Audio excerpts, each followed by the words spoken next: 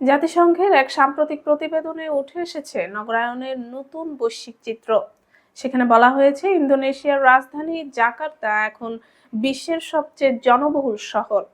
শহরটিতে বাস করছেন প্রায় 4,19,00,000 মানুষ। তালিকার দ্বিতীয় স্থানে উঠে এসেছে বাংলাদেশের রাজধানী ঢাকা, যার জনসংখ্যা প্রায় 3,66,00,000।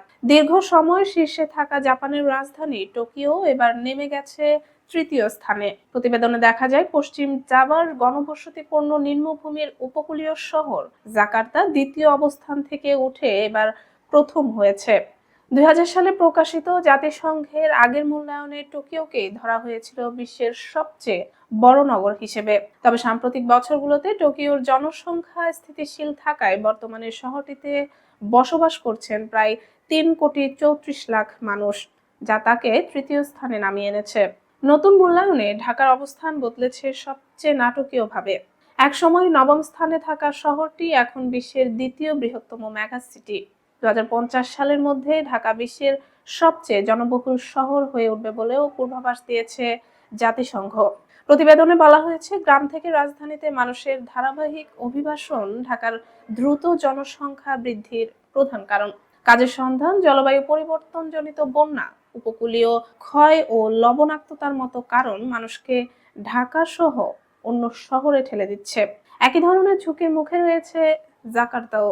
অনুমান করা হচ্ছে 2050 সালের মধ্যে শহরটির প্রায় 1/4 এলাকা পানির নিচে তলিয়ে যেতে পারে। সংকট এতটাই তীব্র যে ইন্দোনেশিয়ার সরকার পূর্ব কালিমান্তানের বর্নিও দ্বীপে নুসান্তারা নামে একটি নতুন পরিকল্পিত রাজধানী শহর গড়ে তুলেছে। সেখানে সরকারি দপ্তর স্থানান্তরের পরিকল্পনা থাকলেও জাতিসংঘ বলছে জাকার্তায় 2050 সালের মধ্যে আরো প্রায় 1 কোটি মানুষ যুক্ত হতে পারে। প্রতিবেদন অনুযায়ী বর্তমানে বিশ্বের মেগা সিটির সংখ্যা বেড়ে দাঁড়িয়েছে 33, যেখানে অন্তত 1 কোটি মানুষ বসবাস করে। 1975 সালে এমন শহর ছিল মাত্র 8টি। শীর্ষ 10 জনবহুল শহরের মধ্যে 9টি এশিয়ায়। শুধু মিশরের রাজধানী কায়রোই আছে এশিয়ার বাইরে। কায়রোতে বাস করেন প্রায় 3,20,00,000 মানুষ।